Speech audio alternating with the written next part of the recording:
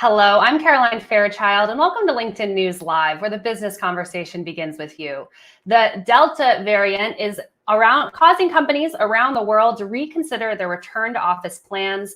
Is a hybrid model even possible anymore, and should employees get vaccinated first? Just this afternoon, Amazon announced it'll be delaying the return to office until January, a decision that will impact hundreds of thousands of workers. My next two guests have their own take on the return to office issue. Joining me now is Charlie Oliver. She's the founder and CEO of Tech 2025, and David Staple, co-founder and partner at Doable. David and Charlie, welcome to LinkedIn News Live.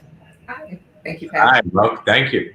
All right, so let's dig into this. At this point with the coronavirus, we're seeing companies come out with two major decisions. They're saying we're delaying the return to office, or we're mandating you get the vaccine if you're going to come in. Let's start with this vaccine mandate. We're seeing a ton of companies right now coming out in just these last few weeks saying that they are going to mandate the vaccine.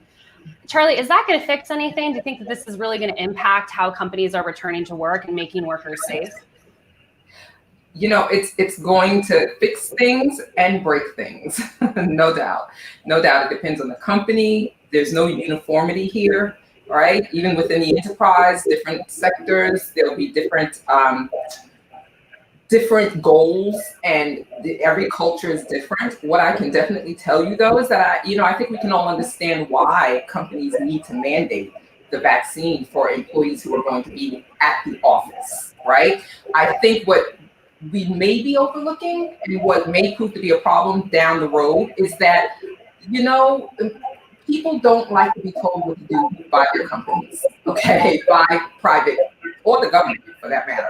I think that this is going to send a message to the workforce, to potential candidates and down the road, the younger generation coming up. And they're going to have to really think about how this is going to impact their culture moving forward. So I think some things will get broken for sure, but these are things that we need to address anyway, which is the line between the employee and the employer, and how much we want them in our personal lives. And with David, to that point, employees don't enjoy being told what to do. So given that, as the return to office being delayed, I'm sure there are a lot of workers who are trying to get back into the office. Is this smart that companies are delaying the return to office given the Delta variant at this time? So it seems to me, first of all, Charlie's right. I mean, there are things that are going to be broken. There are things that are just going to work even better. I'm always surprised when I read all these articles of the pundits saying how nobody wants to come back to office, particularly young people, because it's not true. It's absolutely patently false. In fact, many of the surveys are showing that it's older people like me who are more comfortable staying at home, and younger people who have missed out now on almost 2 years of understanding company culture, of having the serendipity of meeting with senior people, really want to feel the opportunity to at least go back part-time, at least to have some kind of a hybrid.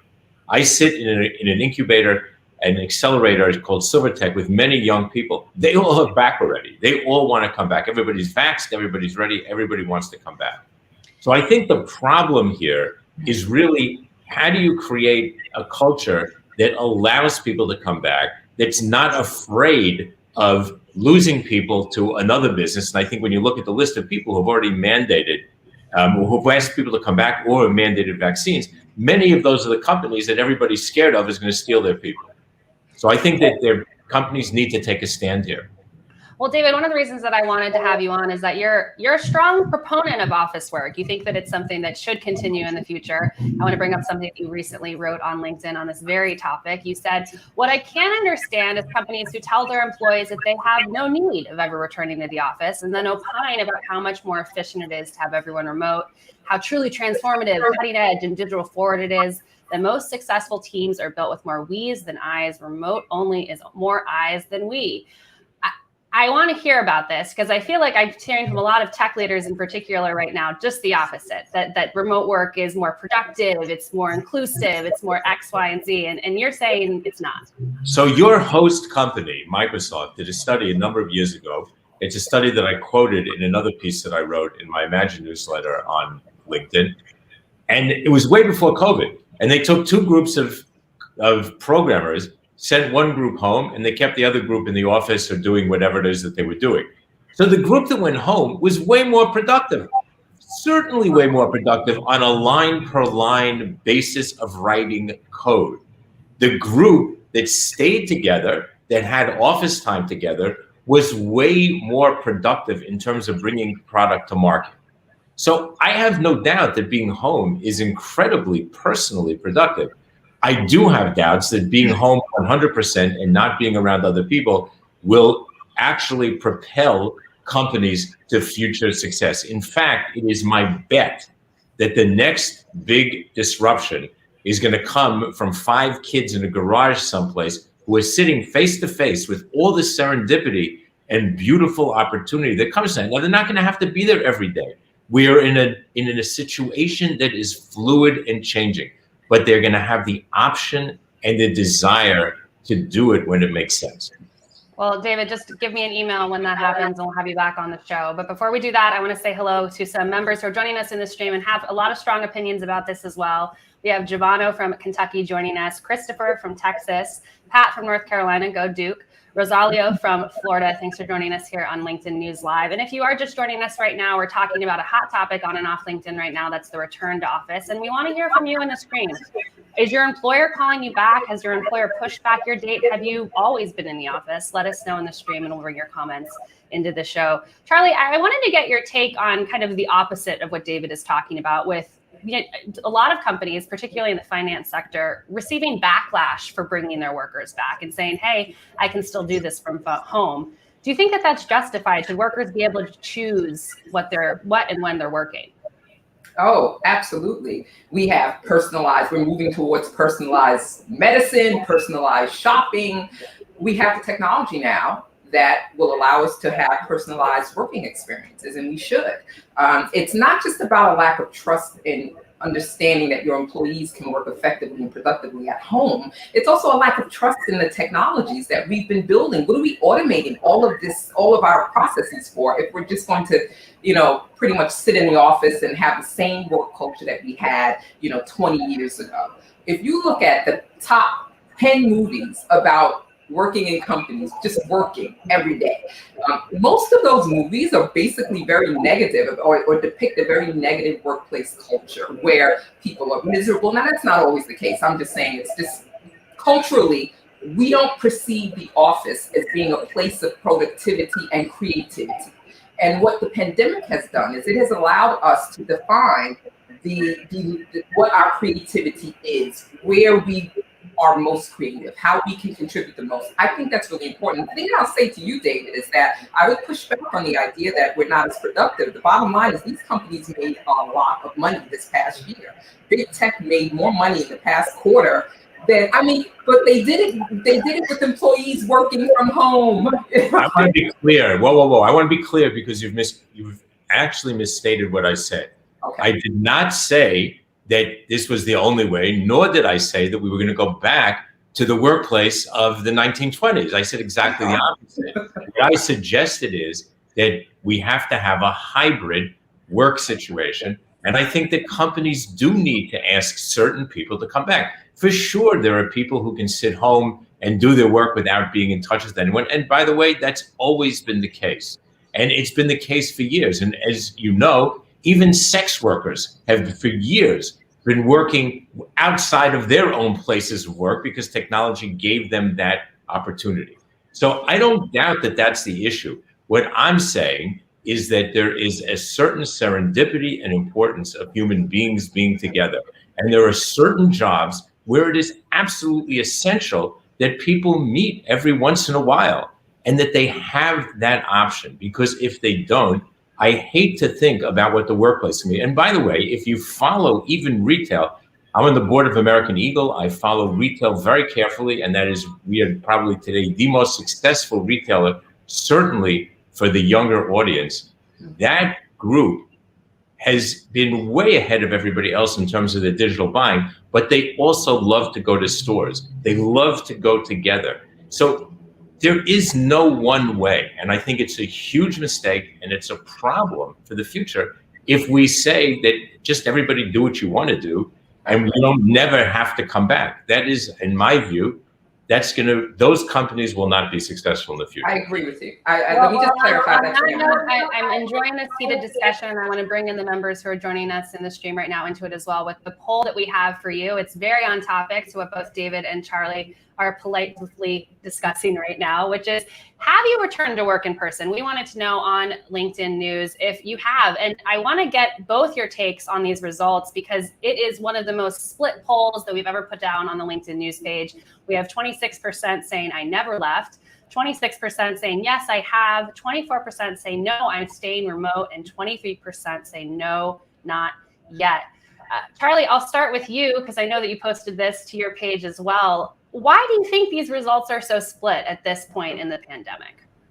Honestly, I think because we are conflicted. And I just want to say, I definitely agree that we can't just have one way of working. Obviously, we have to allow people to explore what it means to be productive in different environments. And that is a key thing that we're seeing, even with this poll here. I mean, listen, a lot of people who are saying today, I don't want to come back to the office, might feel very different in another 6 months, right? And vice versa. And so we're going on this unbelievable path of self-discovery of who we are now post-pandemic, and no one really knows. I can tell you who I think I am today. Get back to me in 6 months, it might be a completely different ballgame, especially if there's a new variant or, so I think this just shows that we're struggling, and it's not just us in America, by the way. It's companies all over the world and employees all over the world. But we have to allow that process to play out, and companies are obligated to help employees and to give them the tools to understand who they're becoming and how to work. So I would just frame it slightly differently if I could, because if you look at what it says, it's 25%. That's it. Only one quarter say they're not coming back. You have almost 50% back or coming back. And then you have the others who said not yet. They didn't say they're not coming back. So the truth is the balance is the other way. So if I was reading this, and I've spent my life reading these kind of surveys for our marketing, I would look at it completely differently. But I think where Charlie absolutely hit the nail on the head. See, I think the big problem is that you have a bunch of consultants who've been running around since last year talking about the new normal. And they've been trying to convince companies to start planning for the new normal or plan for the new normal. Like, this is how it's going to be. I've been writing from day one, from the first day I had COVID, which was the 1st March, very early on, that there is no new normal. There will not be a new normal. Maybe we've now got a Lambda version. I don't know what happened to the EFGHI, but already they're talking about the Lambda variant. So there is no new normal. We are in the most fluid situation we have been in, certainly in my lifetime. And so to Charlie's point, who knows who we are tomorrow? I'm not even sure who I am today. It sounds like people are changing their decisions as the news comes out about the virus and as they quite candidly change their relationship with work during this pandemic. I want to bring in a question that we have from the stream, though, from Pat. He's asking, I can't wait to get both of your opinions on this. Do you think that a return to work for many of these larger companies should be based on seniority, meaning there are companies looking to bring folks back 2 or 3 days per week, but based on seniority with their company? And I'll add to that, we have LinkedIn data that shows that Gen Z in particular is super worried that if they don't get into the office quickly, this is going to have an impact on their careers. So Charlie, starting with you, should we be thinking about this on a seniority basis? It's tempting to think that should be the case, right? But I would push back against that. I think that's the default mechanism that we fall back on, which is seniority, and there's reason for that, right? But there's been actually a few incidences in the past couple of months where senior leaders have stayed home, but demanded that their employees have come back into the office, and that didn't play too well, okay? And it can go vice versa as well. I think we need to be open to looking at this on a case-by-case basis and maybe team-by-team basis. There are some companies that will be a lot more nuanced in this, and I think that's what this calls for. We need to understand how to be nuanced. And, listen, while we're talking about leaders and the idea of things turning over and employees turning over and leaving companies because they don't want to be fully back into the office, CEOs are turning over too. The executive suite is actually back to turning over again. We're going to see more of that in the coming years. So it's a valid question. It's not an easy answer. It's a case-by-case basis. But companies have to be open to exploring it. So I'll just build on that. See, I think this is the height of hypocrisy, frankly, because senior people should be the people coming back, particularly if they're asking the younger people to come back. And if they don't, then how do they ever expect the younger people to come back? So I put the senior people aside. I don't care. I don't want to mandate them first. They should be coming back if I'm asking people to come back. I want to make sure that if we bring in younger people, as we should, if we care about their careers, if we care about the things that matter to them, and by the way, if we care about our companies, we should put a plan in place that allows younger people to come in, have the benefit of meeting with the senior people. Otherwise, then what's the point? Because they need to come in and have those moments where they can have the experience, where they can meet people, where they can build their careers, not just see each other. They can go to a bar and do that. In fact, they are. I mean, that's part of the joke, right? Because I mean, people, it's not like people are scared to go to restaurants and bars and parties. So I put that aside, the notion of fear. And so, which is one of the issues that I have with this entitlement, that I never have to come back to the office. Having said that, this is hypocrisy. Well, I don't know. I don't know if I agree with you there. I think a lot of people are getting more scared about returning to restaurants and bars, and that brings us to the discussion of being vaccinated or not. I actually want to bring up something that Charlie wrote on LinkedIn recently on this very topic. She wrote, "The virus that will most likely cripple productivity and return to office efforts in the fall will be the flu and the common cold, not COVID-19. Breakthrough cases of COVID are to be expected, but when the flu and common cold return in the fall, its symptoms will be so similar to COVID that anyone who gets symptoms will think they have COVID or fear their workers have it. Expect record high sick days and requests to work from home." Charlie, this hits home for me. I took a COVID test just yesterday because I was having some cold-like symptoms. How do you see this impacting the return to work and the fear that workers are going to have coming back to the office, vaccinated or not? Well, that's, Caroline, I so agree with you there. And I've been sort of sounding this trumpet since like day one, since the beginning of this year. Here's the thing, we're not hearing anything about the flu and cold yet. However, those two viruses, they're definitely coming back. Respiratory infections are coming back this fall. They're already here. People are getting colds now. I'm amazed when you talk about leadership and the return to office that we aren't being told by leaders, by the executives, get vaccinated for the flu. Undoubtedly, people are. I think this season, even though a flu vaccine will be available, it's not going to be effective. It's only 50% effective in a good year, right? So what they're not planning for, which is a big gaping hole here, is that when you get people back to the office, right, you're dealing with the psychology of being sick. When you get them back into the office and they're all mingling and everybody's vaccinated from COVID, the flu is going to come along. And if one person gets the flu, they give it to everyone else and they take it home to their children and to their family members. And now they have children who are sick. And so what do you do then? What I would say to executives is, what are you going to do when your office is sick from the flu? And here's another thing, to your point, I mean, actually, and this is where I sort of disagree with you on your last point. I think the reason why you need to have some senior people working at home and working in the office and why it needs to be case-to-case basis is because we have to very quickly develop the next generation of leaders, like now. And I'm not saying that's not happening, but develop them under crises, sort of circumstances. So yeah, have some of the Gen Zs in the office without their leaders breathing down their back in person and let them meet once in a while and experiment so that we can get the young ones coming in and being like not as dependent, or feeling like they look at it. It's not about dependency. It's about training them. In fact, my piece next week is all about this. Okay. I want them trained. I'm not looking for dependency. I want them trained. They're not going to be trained. They're not going to understand what the office is about. They're not going to have enough knowledge. They're not going to have enough understanding in history. They're not going to have enough exposure to the great experience of these people if they don't meet with them occasionally. That's all. I just believe that if we let them, you bring a bunch of people who've never worked in a company before, come into an office, they kind of look at each other and wonder, well, okay, great. Like, what do I do? Why am I here? I could have done this on Zoom. And by the way, I'll work for somebody else tomorrow. It doesn't really seem to make a difference. And I think that that's not good for anybody. That's not good for any office.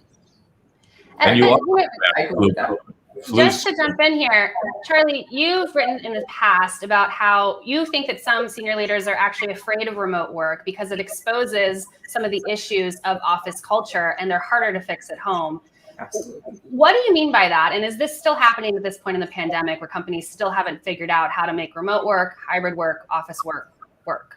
Oh, absolutely. I mean, there's research that was recently done by McKinsey that showed that, 50% of the CEOs in this survey that they did said that they didn't really have sort of a plan for hybrid return to work.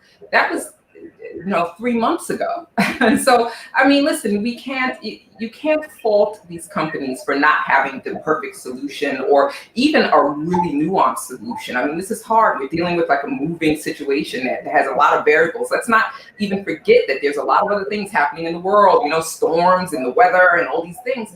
So to your point, I would say that these issues with culture, with office culture, and the idea that employees should have more autonomy. Yes, we've got autonomous technology. We should be giving employees more autonomy to experiment with who they are and be creative. I think that the only way that we can address these issues and fix them is if we allow for this hybrid. And let me be clear, I believe in a hybrid workforce, okay? But you can't fall back to what was comfortable. And you can't think that these problems are going to fix themselves.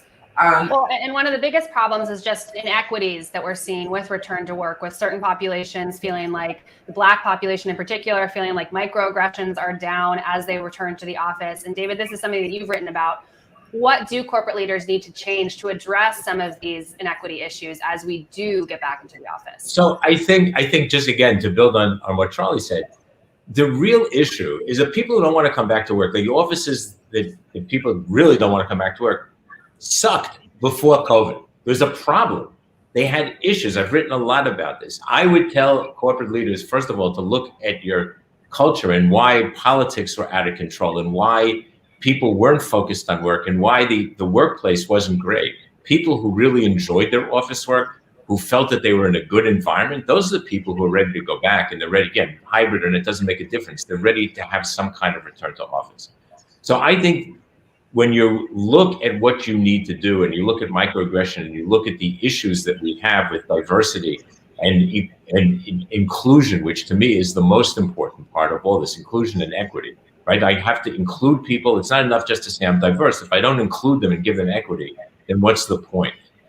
My fear is that it is way harder to do that and way easier to weasel your way out when all I'm doing is looking at a box on the screen.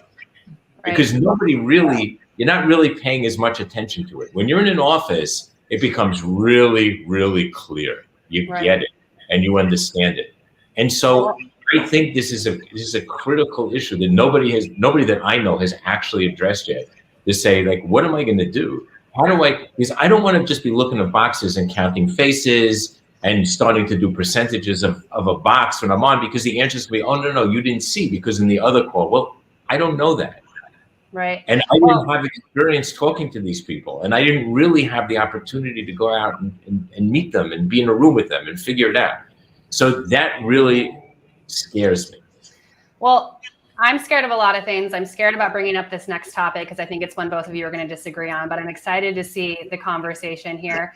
Charlie, part of your job is to educate the next generation of entrepreneurs about advancing technology, but David writes about Digibabble, which, first of all, I want you to talk to us about what Digibabble is, and then I want to get Charlie's comment on how technology can help us in the next generation of work. So let's be clear, I don't say it doesn't. I consider myself to be on the very often bleeding edge of technology.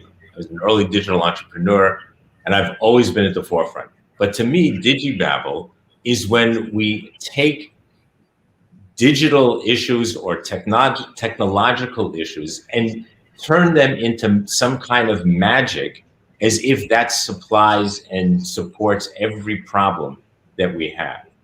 And there's way too much Digibabble. For example, this morning I did an interview with a woman who's one of the absolute top animators in 3D AR. She's brilliant.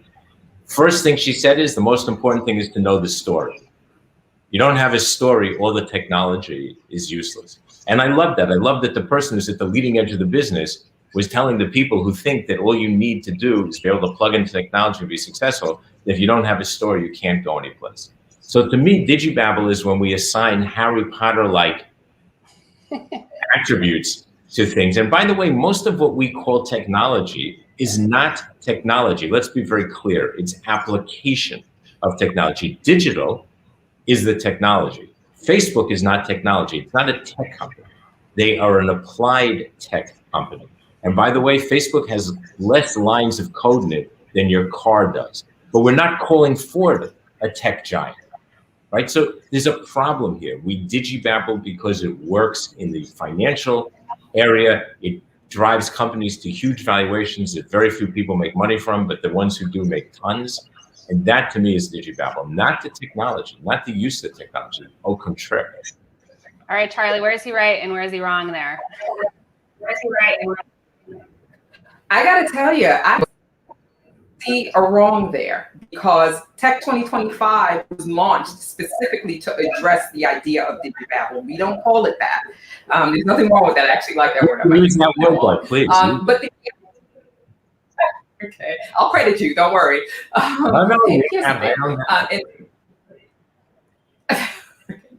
Here's the thing.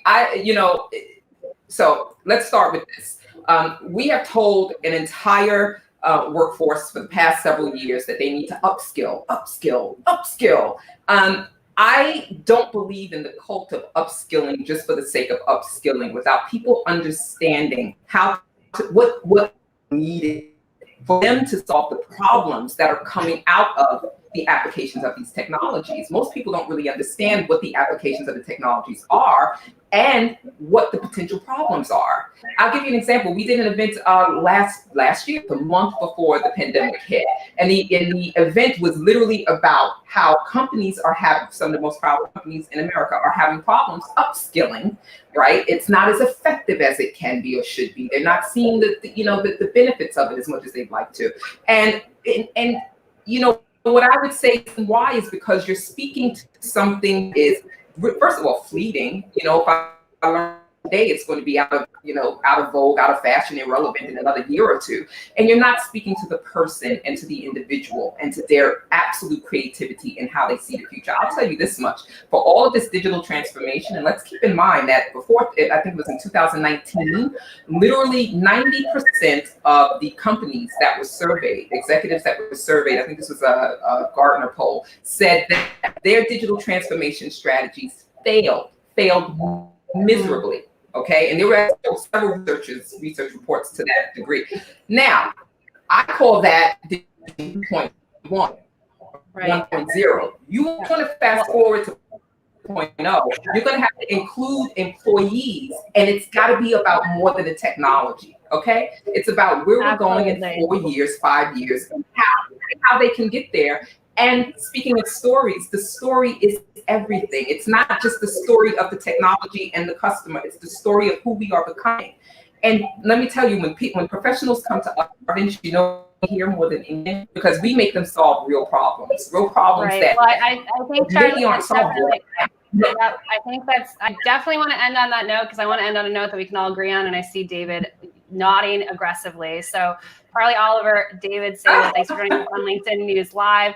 If you don't follow David and Charlie on LinkedIn, be sure to do so after the show. They have great insights on this topic and more. And thanks to both of you for joining us. Thank you. That was Charlie Oliver, as well as David Sable, talking to us about the return to office and how the Delta variant is changing companies' plans. All right, the return to the office is a thorny topic with many considerations. It's one reason why we are doing a 6-part series that hits on this and the future of work. It's called Reshuffle, and it's hosted by Tamron Hall. When the pandemic hit and workplaces closed nationwide, many of us thought, how am I ever going to get my job done from home? Now, with offices opening back up into hybrid models, many of us are asking, how am I ever going to go back? Do I really have to reshuffle my entire life again? Is hybrid for me? I'm Tamron Hall, and this is Reshuffle.